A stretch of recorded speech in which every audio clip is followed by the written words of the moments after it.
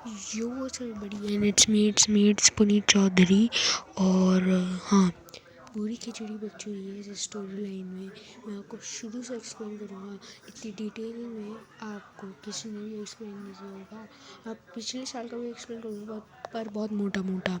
देखो, WWE ने क्या किया, 2015 से रोमन और रॉक का फेस ऑफ हुआ।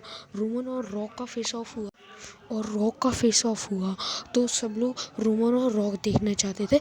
उस वक्त सब ने rock rock rock rock rock rock rock rock rock rock के चैंट्स लगा दिए। फिर रेसलमेनिया 38 में इस एक बंदे ने अपना WWE में रिटर्न किया जिसका नाम था कोडी रोड्स को सब बोल रहे थे यही रोमन को हराएगा, पर उस समय काफ़ी लोग बोल रहे थे हमें रॉक चाहिए, हमें रोमन कोडी नहीं चाहिए। उस वक्त WWE ने रेसलमेनिया 39 में क्या प्लान किया कि रॉक को लेंगे, और रॉक हो गए बिजी और हमारा बुद्धू काट दिया अच्छा वाला, है ना। तो ये हो गया। अब 39 में रेसलमेनिया 39 में सबसे बेस्ट अपोनेंट बोलते हैं कोडी रोड्स को, रोमन रेंज का, है ना। फिर भी वो अपनी स्टोरी फिनिश नहीं कर रहा है। तो WWE ने उनका ऐसा कैरेक्टर डेवलप किया, उस बंदे ने एक और बार रॉयल रंबल जीती बैक टू बैक, एक और बार इतिहास रचा, 3 बार सेथ रॉलिंस को हरा दिया मामले में। अब तुम समझ लो। तो सब लोगों को अब हाइप बन गई कोडी रोड्स की।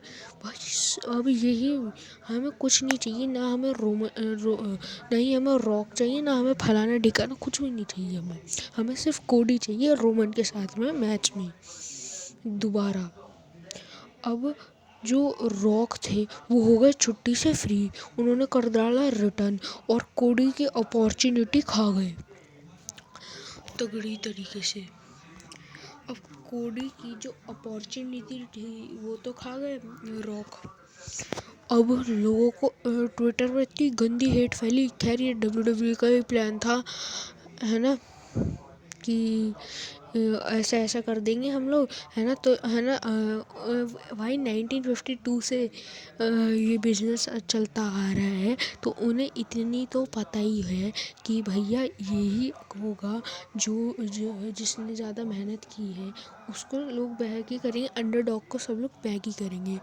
तो इसलिए उन्होंने ज़्यादा प्रॉफिटेबल बिजनेस देखा इस चीज़ में अपना, और कर दिया मामला बुक,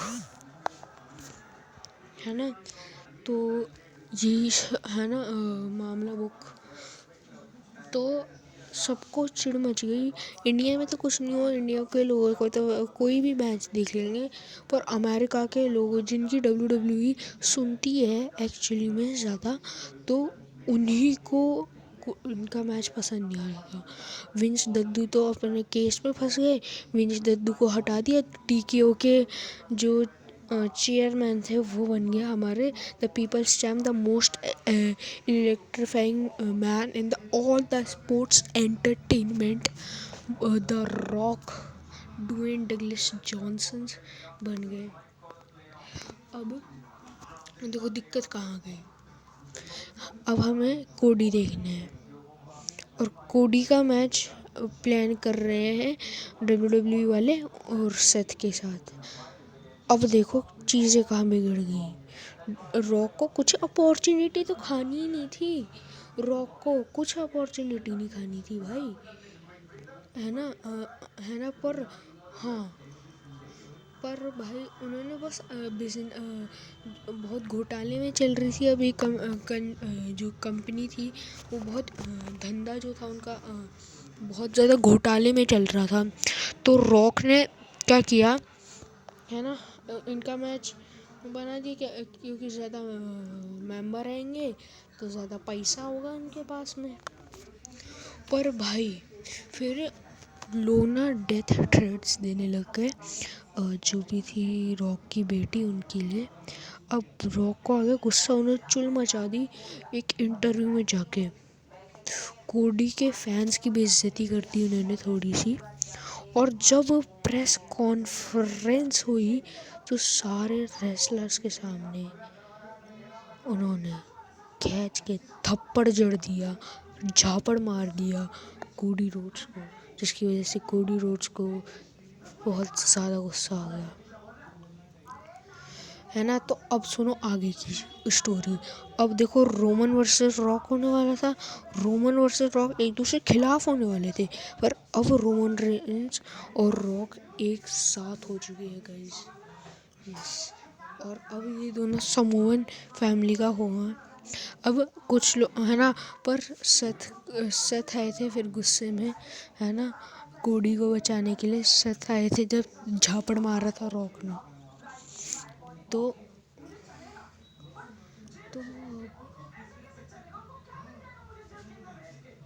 है ना, तो अब क्या होगा कुछ लोग मान रहे कि अब टैग टीम मैच होगा एलिमिनेशन चेम्बर में, है ना। रॉक की साइड से लड़ेंगे रोमन, और कोडी की साइड से लड़ेंगे सेथ। पर सेथ अभी इंजर्ड है, तो इस प्लान के साथ वो नहीं ले रही है। हाँ, कोडी सेथ का चैप्टर बिल्कुल फिनिश हो चुका है। ड्रू मैकिंटायर हरा देंगे शायद सेथ को रेसलमेनिया में, है ना। तो उनका ही चैप्टर चलने वाला है। कोडी का चैप्टर बिल्कुल ख़त्म फिनिश हो चुका है सेथ के साथ में, कुछ भी नहीं करने वाले हो सेथ का।